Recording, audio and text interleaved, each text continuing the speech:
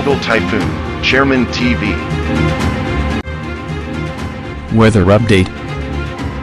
Helping homeless people. Please subscribe.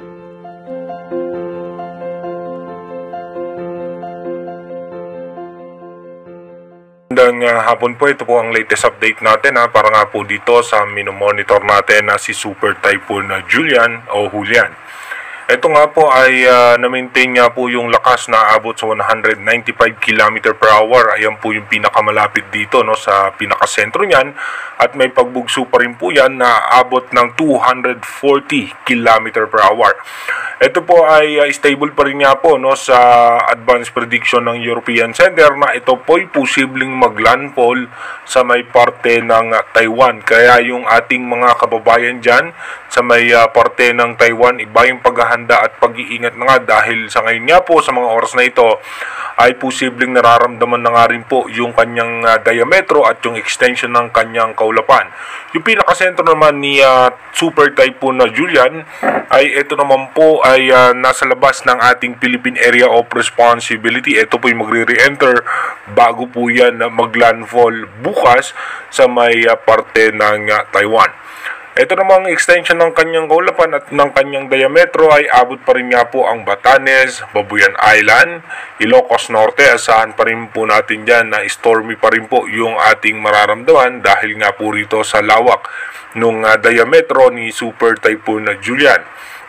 At dito naman po sa may parte ng Cordillera, sa may natitirang bahagi ng Ilocos Region at Cagayan Valley, ay makakaranas naman tayo dyan ng mga pag-ulan na may kasamang pabugso-bugso ng hangin. Sa may parte naman ng Central Luzon ay maulap na kaulapan na may kasamang scattered rain shower and thunderstorm. Sa Metro Manila, Calabarzon, Mimaropa, asahan naman natin dyan yung pagkulimlim na kaulapan at may mga isolated rain shower and localized thunderstorm. Sa titirang bahagi naman ng ating bansa, asahan naman natin yung mga biglang pagbuhos ng pagulan dahil po yan sa mga kumpulan ng kaulapan o ng thunderstorm. At tayo naman sa advanced weather forecast ng European Center, may mga possible low pressure area tayo mabubuo pero mababa naman ang tsansa na maging bagyo. Pero meron po tayong isang minomonitor na possible nga po ay next week ay posibleng maging isang bagyo. Sa ngayon nga po ito po ay posibleng hanggang sa labas pa lamang ng Philippine Area of Responsibility pero malaki po ang tsansa na pumasok to sa ating bansa. Dito po sa ating rain map animation, asahan nga po natin mamaya nga po alas 6 ng gabi, ganun pa rin po makulimlim ang ating kaulapan na may kasama mga biglang pagbuhos ng pagulan. At pagdating naman po ng alas 10 ng gabi mamaya, magiging maayos at maganda naman lagay ng panahon ng eastern section ng Visayas at ng Mindanao. Pero yung parte nga po ng Bicol Region, western section ng Visayas, Palawan, Mindoro Provinces, Metro Manila, Central Luzon at Northern Luzon ay makulimlim po ang kaulapan na mataas ang tsansa ng mga biglang pagbuhos ng pag-ulan.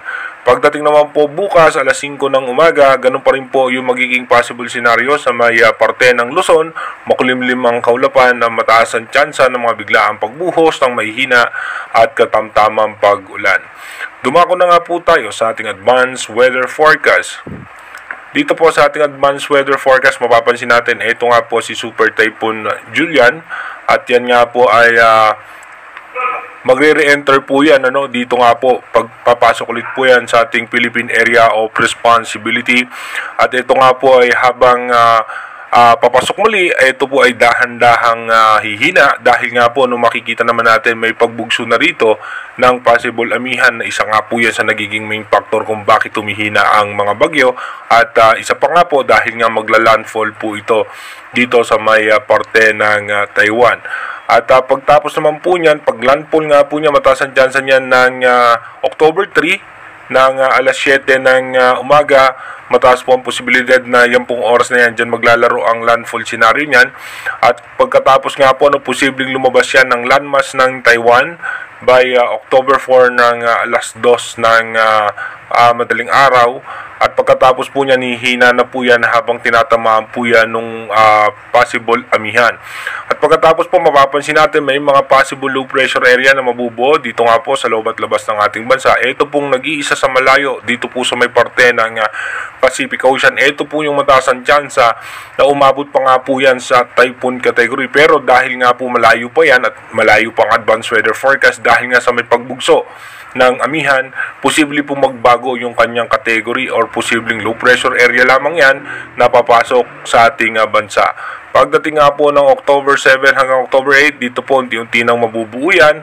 At pagdating nga po ng October 9, magiging isang ganap na bagyo. Nasa eastern section po yan ng Visayas. At pagdating po ng October 10 hanggang October 11, dito po mapapansin nga po natin dito po ay nag-i-intensify na siya at nasa typhoon category na rin po siya agad. Pero dito po mapapansin nyo ay meron nga pong pagbugso ng amihan na posibleng nga po na pag ito'y nagpagtagpo yung dalawa ay babagal o hihina yung posibleng bagyo na to na ating imomonitor sa ating advanced weather forecast. Pero again, inuulit natin yung ating advanced weather forecast is possible scenario pa lamang po yan. Malaki pa rin po ang tsansa na magbago yan. Kaya manatili tayong tumutok sa ating advanced weather forecast para malaman natin yung mga posibleng sama ng panahon na makaka-apekto sa ating bansa. Mag-iingat po tayo palagi. God bless po sa ating lahat.